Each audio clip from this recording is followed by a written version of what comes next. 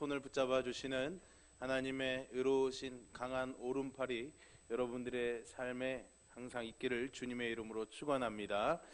오늘 우리가 읽은 본문의 말씀은 귀에 익숙하고 많이 알려진 말씀이죠. 교회 안 다니는 사람들도 가끔 쓰는 말이기도 합니다.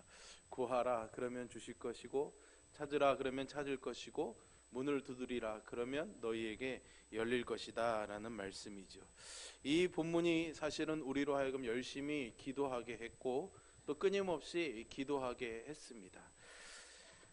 그만큼 또 우리에게 기도에 대한 소망을 주는 말씀이죠. 반면에 구하는 대로 주시고 찾는 대로 찾게 해주시고 문을 두드리면 열리게 해주시겠다라는 이 기도의 열정이 때로는 하나님 앞에 열심으로 기도하지만은 응답받지 못할 때에는 또 큰 시험에 들기도 하는 그런 말씀이기도 합니다. 여러분들에게 한번 물어보고 싶습니다. 여러분들이 이 말씀을 의지해서 간구하는 모든 기도의 제목들이 하나님 앞에 응답되고 이루어졌습니까?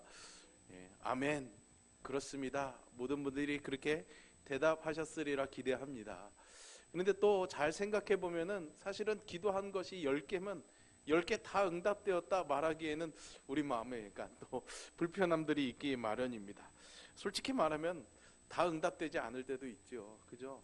오히려 원하는 것, 기도하는 대로 되지 않고 반대의 상황들이 일어날 때도 많이 있습니다. 그럼에도 불구하고 예수님께서는 제자들에게 구하라고, 찾으라고, 문을 두드리라 이렇게 분명히 요구하고 계십니다.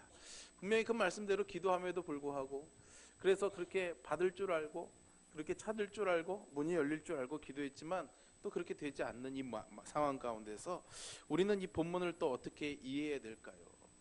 또 이 말씀을 통해서 주님이 우리에게 정말 보여주시고자 했던 것이 무엇인가 우리가 좀 깊이 들어가서 말씀을 묵상해 보려고 합니다. 오늘 본문의 7절을 보면은 먼저 구하라 그리고 찾아라 이렇게 시작합니다. 그리고 뒤에 가서 문을 두드려라 이렇게 말하고 있죠. 세 가지의 중요한 모티브가 되는 단어들이 나오게 됩니다. 그런데 구하라와 찾으라라는 말은 비슷한 의미로 우리가 이해할 수가 있겠습니다. 국어사전에 보면은 구하다라는 이 말을 어떻게 풀어가고 있냐면요. 첫째는 필요한 것을 찾는다, 또 그렇게 해서 얻는다라는 그런 뜻으로 이렇게 풀어가고 있습니다. 그리고 두 번째 뜻은 상대편이 어떻게 해주기를 청하다라는 그런 의미로 그렇게 풀어놓고 있습니다. 구하다, 어떤 것을 찾는다라는 의미에서 두 번째 나오는 찾으라라는 말과 비슷한 말이 반복되고 있구나, 우리가 이렇게 이해할 수가 있습니다. 그러니까 이 두 단어는 사실은 같은 말이나 마찬가지다라는 거죠. 지금 당장 빗자루가 필요한데 빗자루가 어디 있는지 어디 가서 한번 구해봐라. 그거야. 빗자루가 필요한데 이 빗자루를 어디 가서 한번 찾아봐라. 비슷한 의미로 우리가 이해할 수가 있겠죠. 같이 쓸 수가 있습니다. 그런데 이 찾는다, 구하다라는 이 두 낱말이 다음에 나오는 문 두드리다라는 말과는 어떤 연관이 있을까요, 여러분? 여러분, 두드리다라는 말의 뜻은 뭡니까? 어떤 물건을 소리가 나도록 잇따라서 이렇게 뚝뚝뚝 두들기는, 이렇게 치는 것을 의미합니다. 그러니까 앞에서 말한 구하다, 찾는다라는 말과 두드린다라는 말은 사실은 같은 의미로 보기는 조금 어렵습니다. 우리가 사실은 성경을 많이 읽어서요, 그죠? 그리고 이 구절에 익숙해져 있어서 구하는 것, 찾는 것, 두드리는 것, 이것을 다 똑같은 의미로 이렇게 쉽게 이해하지만은 실상은 앞에 있는 두 단어와 두드리다는 전혀 관계가 없는 말이죠. 여러분 한번 이렇게 생각해 보세요. 집에서 뭐 TV 리모컨이 없어졌습니다. 이거 리모컨을 막 찾아다닙니다. 그래서 이거 좀 잘 찾아봐, 어딘가 있겠지. 보통 우리가 이렇게 말합니다. 그죠? 그런데 그렇게 말해야 되는데 리모컨이 어디 있는지 한번 두드려봐, 열리겠지. 좀 이상하지 않습니까, 여러분?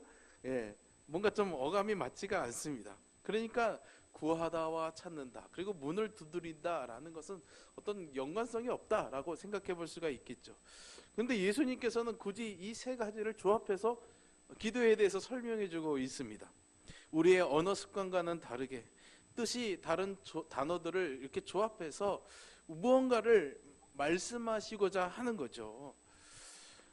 왜 예수님이 이렇게 생뚱맞게 두드리다라는, 문을 두드려라라는 말을 쓰셨을까요? 우리가 쓰는 말은요, 대부분 이렇게 두 가지로 나눠질 수가 있습니다. 추상적인 말과 구체적인 말, 이렇게 두 가지로 나눌 수가 있죠. 여러분, 이 두 가지의 의미가 뭔지를 아시죠? 추상적이다라는 말은 뭡니까? 우리가 눈으로 보이지 않는 개념들을 설명하는 겁니다. 예를 들면 사랑, 그런 거죠. 용기, 믿음, 이런 거는 실체는 없습니다. 그러나 우리가 머릿속으로는 그게 뭔지를 알고 있습니다. 이런 게 이제 추상적인 단어이죠. 그리고 이제 구체적인 단어는 뭡니까? 눈으로 보거나 만질 수 있는 것. 그래서 언어로 표현하기 쉬운 것들입니다. 자동차, 피아노, 마이크, 이런 거는 아주 구체적이죠. 분명히 드러나는 단어입니다.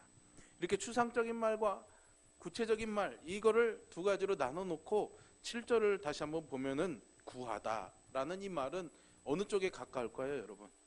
추상적인 의미에 더 가깝지 않을까요? 찾는다는 것도 어떤 구체적인 장면이 떠오르지는 않습니다. 그렇게 추상적인 단어에 들어간다고 말할 수가 있죠.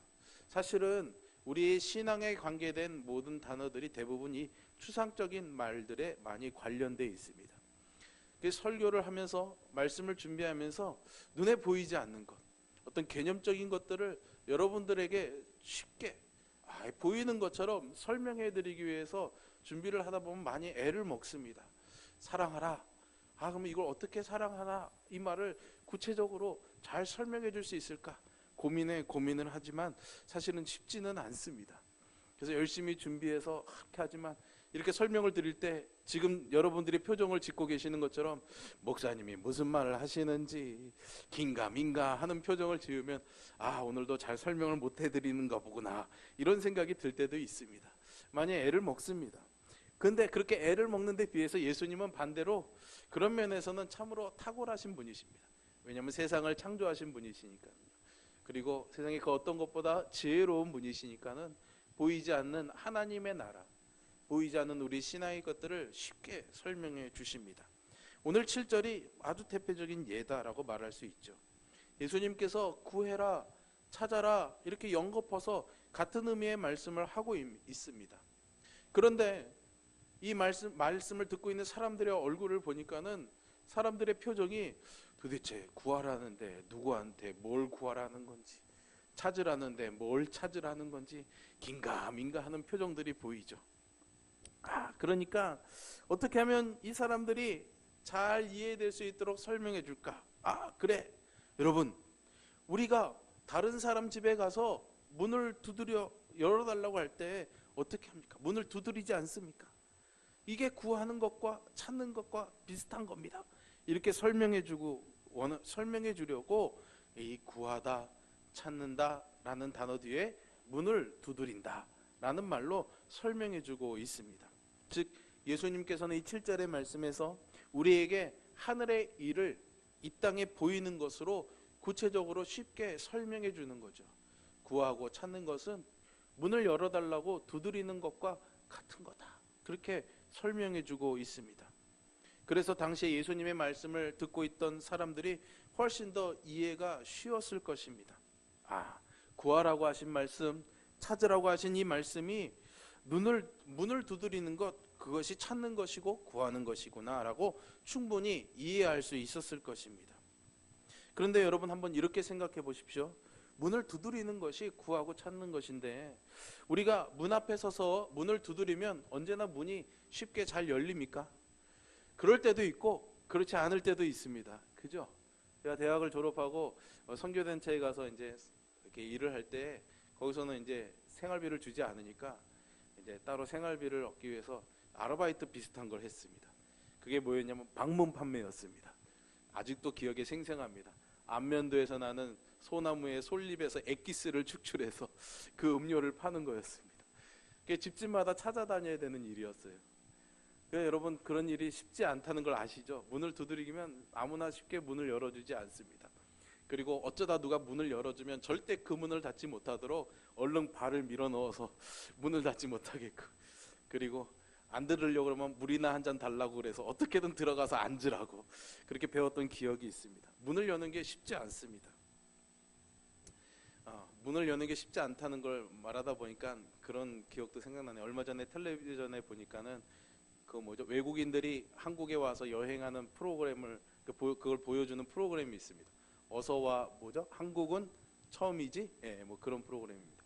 아마 처음 앞부 맨 첫 회차자 어디였던 것 같은데 외국인 친구들이 자기들을 안내하는 친구를 따라서 쇼핑을 나갔습니다. 상점이 많은 명동거리 같은 데서 친구들을 따라다니다가 앞선 친구가 어떤 매장에 쓱 들어갔어요. 그래서 자기도 따라 들어가려는데 자동문이 드르륵 하고 닫히는 겁니다.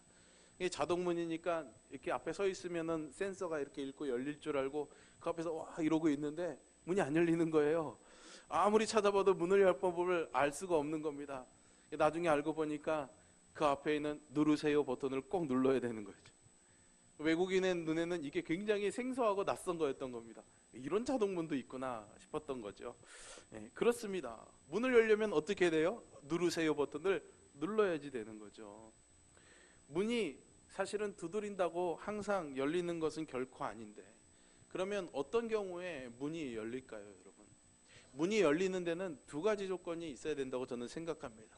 첫째는요, 문을 열기 위해서는 문을 두드릴 때 문 너머 안쪽에 누군가가 반드시 있어야지 됩니다. 주인이 있어야죠. 빈집에 문을 두드리면 여러분 문이 열립니까? 결코 열릴 방법이 없습니다. 요즘 뭐 번호키가 있으니까 번호키 누르고 들어갈 수도 있겠지만 그거를 배제하고 일단은 안에 누군가가 있어서 문을 열어줘야 들어갈 수가 있는 것이죠. 또 그 안에 누군가가 있다고 해도 주인이 분명히 있다고 해도요, 사실은 주인과 서로 문을 열어줄 만한 사이가 되지 않으면은 문이 열리지 않습니다. 예를 들면 빚을 받으러 갔다든가 싸우기 위해서 갔으면 문을 열어주겠습니까? 안 열어주죠. 귀찮은 사람이 찾아와서 문을 열어달라고 두들기면 아마 집안에 있는 사람이 아들을 시켜서 그럴 겁니다. 야, 나가서 아빠 없다고 그래라. 그럼 이 아이가 나와서 설명해 주죠. 아빠가 없다고 그러라는데요. 네. 그 좋은 관계가 되어 있지 않으면은 문을 열 방법이 없죠. 두드려서 문을 열려면 문 너머에 누군가가 있어야 되고 두드리는 사람과 그 너머에 있는 그 사람이 열어줄 만한 사이가 되어야 문이 열립니다. 예수님께서는 이 문이라는 매개체를 사용해서 우리가 구하고 찾는 것이 어떤 것인지를 설명해 주고 있죠. 즉 우리의 기도에는 우리가 기도하는 우리가 두드리는 그 기도의 문 너머에는 반드시 누군가가 있어야지 됩니다. 그리고 그 누군가가 나의 두드리는 소리를 듣고 이 사람이니까 문을 열어줘야겠구나 라는 그런 관계가 있어야 된다라는 것을 우리가 잘 기억해 봐야 하겠습니다. 우리가 두드리는 문의 너머에 계신 분이 누굴까요? 그리고 우리는 그분과 어떤 관계를 맺어야 그분이 문을 열어주실까요? 이 생각을 가지고 7절을 우리가 조금 더 생각해 보려고 합니다. 여러분, 찾으라는 말 그 다음에 뭐가 되어 있습니까? 찾을 것이다 라고 말하죠. 찾으면 찾는다. 이 말은 우리가 뭔가를 하니까 결과가 나온다 라는 말로 이해할 수가 있겠죠. 근데 그 앞에 있는 구한다 라는 말을 보시면 구하라 그리하면 너희에게 주실 것이요. 우리는 하도 많이 들어서 익숙한 문장이지만 사실은 이 문장은 완전한 문장이 아닙니다. 구하라 그러면 너희에게 주실 것이요. 제일 중요한 게 빠졌습니다. 뭐가 빠진지 아십니까? 주어가 빠졌습니다. 주어가. 누가 너희에게 주실 것이다 라는 주어가 없는 거예요. 주어가 없는 문장은 완전한 문장이라고 할 수가 없습니다. 그러니까 그 다음에 찾으라 찾을 것이어도 사실은 애매모호하게 누가 이 일을 이루는지에 대해서 설명해 주고 있지 않습니다. 또 마지막에 두드리라 라는 것도 역시 문을 열어주는데 누가 그 문을 열어주느냐 명확하게 나와 있지가 않죠. 그래도 우리가 조금 전에 생각해 본 것처럼 문을 두드릴 때에는 반드시 그 너머에 누군가가 있고 그 사람이 열어줘야 된다라는 누군가가 그 문 안에 문 너머에 있다라는 그런 존재가 있다는 것을 알고 있습니다. 문을 두드렸을 때 그 안에 아무도 없다면 열어줄 수가 없습니다. 우리가 기도할 때 기도의 대상이 누구인지를 잘 모른 채로, 그분이 어떤 분이신지를 잘 모른 채로 기도한다면은 문을 열 수가 없죠. 따라서 우리는 집주인이 방 안에 있을 때에만 열린다는 이 사실을 기억하며 우리가 구하고 찾는 이 기도의 너머에 반드시 이 기도를 들으시는 분이 있음을 기억하고 신뢰해야지 됩니다. 그리고 그분이 나를 아시고, 내 음성을 아시고, 그래서 두드릴 때 문을 열어주신다는 그 확신을 가지고 기도해야 하는 것이죠. 문이라는 것이 그렇습니다. 두드리는 자와 열어주는 사람, 그리고 그렇게 두 사람이 있다고 생각하고 그 사이에 문이 있는 것이죠. 따라서 이 말씀은 문을 두드리라, 그러면 누군가가 그 두드리는 소리를 듣고 열어준다는 것입니다.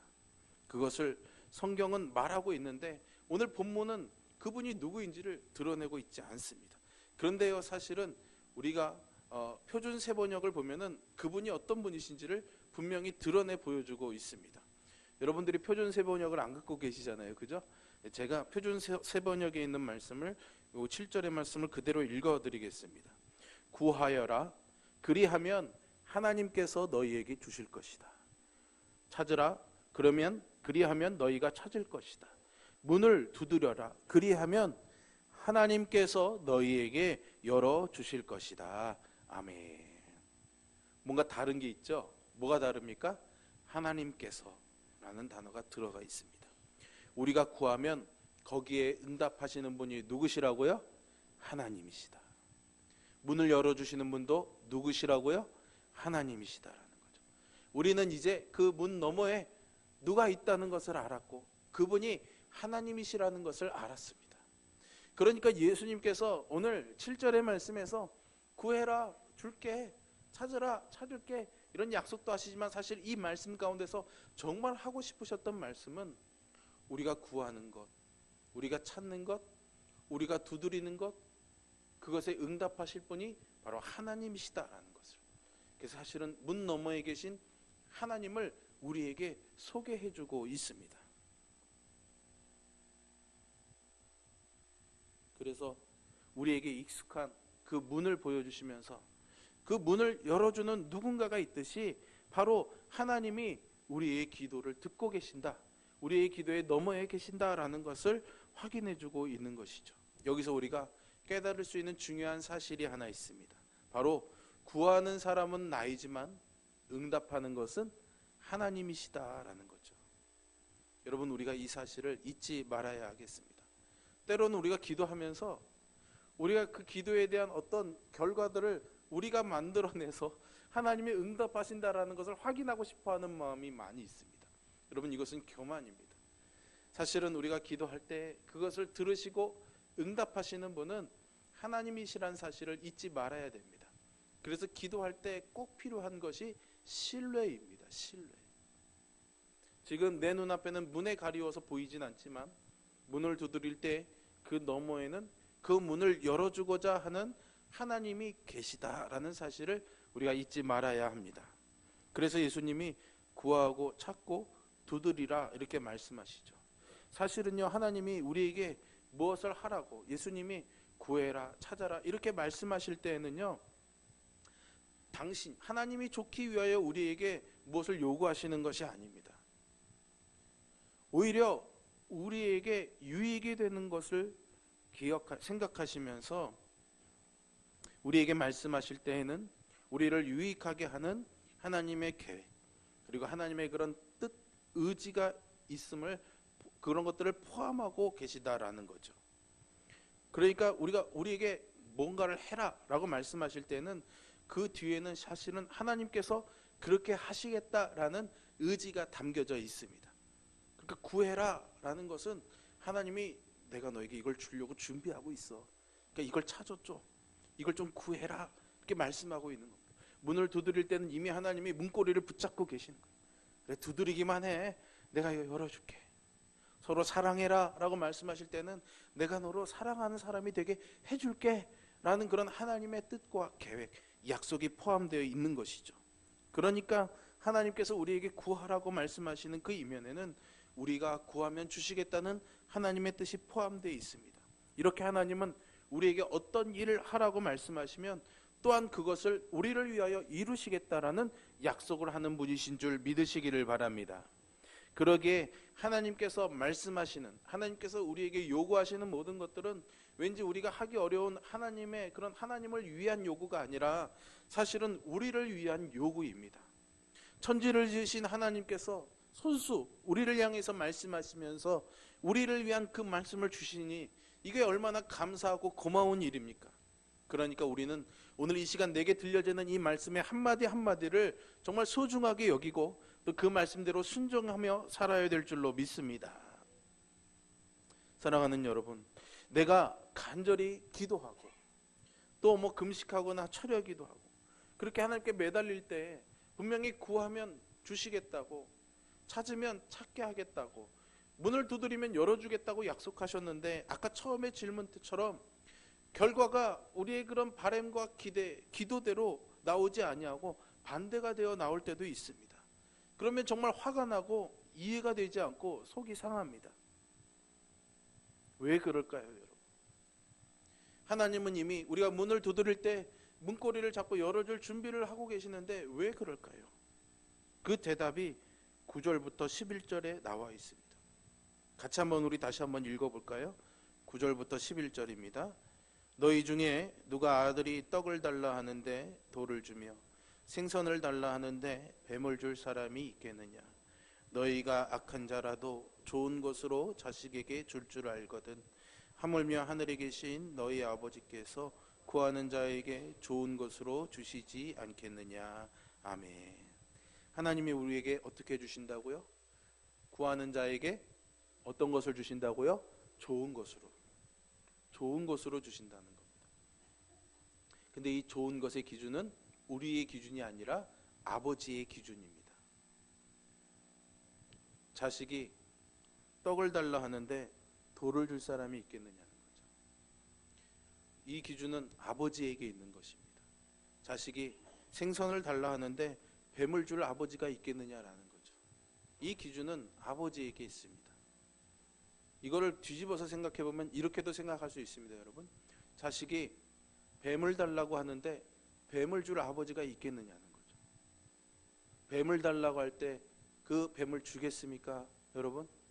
좋은 것으로 주신다면 그것을 주시지 않겠지요.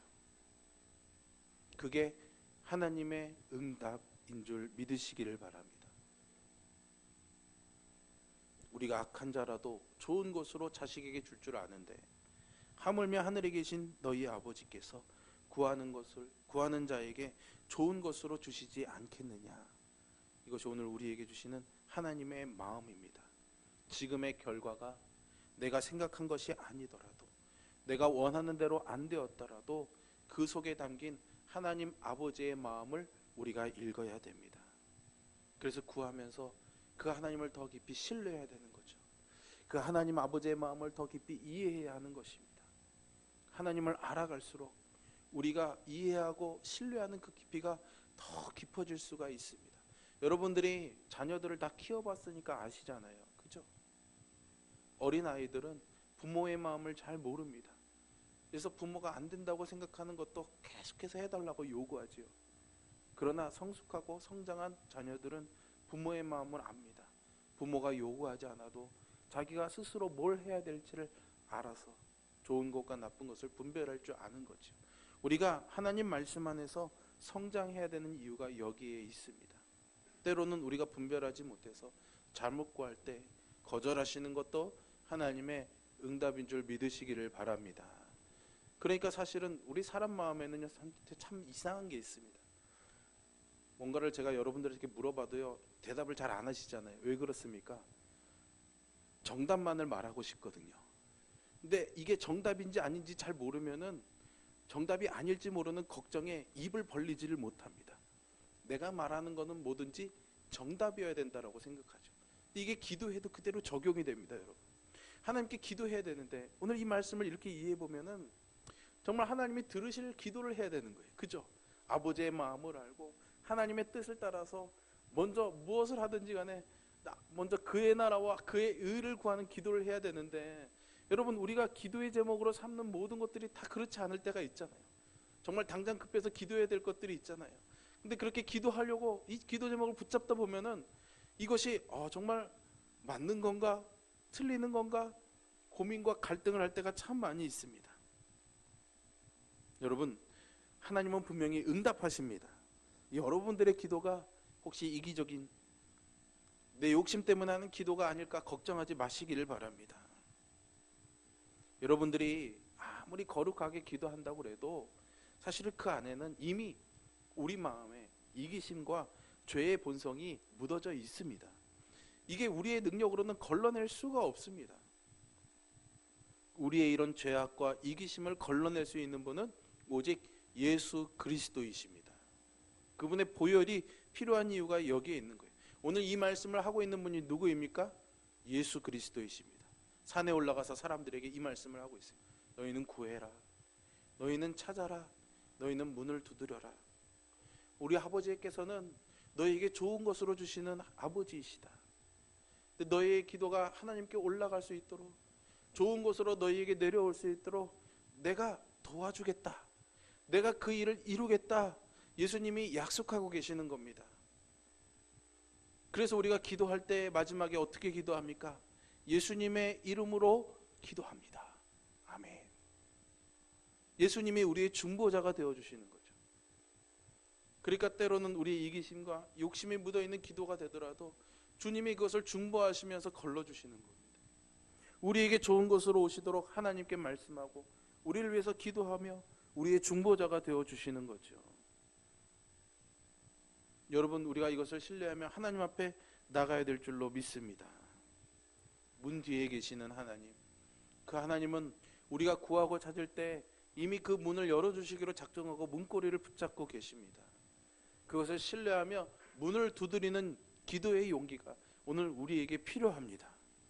이 믿음으로 문 뒤에 계시는 좋은 것으로 주시는 하나님을 신뢰하며 기도의 문을 두드리며 사는 저와 여러분 되기를 주님의 이름으로 축원합니다. 이렇게 기도하겠습니다. 응답하시는 아버지 하나님, 오늘 우리에게도 하나님이 이루시는 귀한 약속을 허락하심을 감사합니다. 언제나 우리는 우리 인생의 앞날을 내다볼 수 없기 때문에 두려움과 떨림으로 이 삶의 시간들을 살아갑니다. 때로는 우리의 필요들을 위하여 구하고 찾고 문을 두드립니다. 그러나 우리 안에 있는 불안과 두려움들이 우리의 문 두드림을 주저하게 할 때가 참 많이 있습니다. 오늘 말씀을 통해서 문 뒤에 우리의 문을 열어주시는 그 하나님을 보게 하시는 주님의 말씀을 듣게 하시니 감사합니다. 언제나 우리가 두드리는 그 문에는 하나님이 계심을 신뢰하며 그 하나님이 우리에게 좋은 것으로 주시는 아버지이심을 고백하며 드리는 우리의 기도가 응답되기를 간절히 소망합니다. 주님께서 우리의 중보자가 되어주시고 우리의 기도에 항상 응답하시도록 역사하여 주시어서 하나님과 깊고 정말 친밀한 관계를 이루어가며 이 믿음의 삶을 성숙으로 살아가는 우리가 되게 역사하여 주시옵소서. 예수님의 이름으로 기도합니다.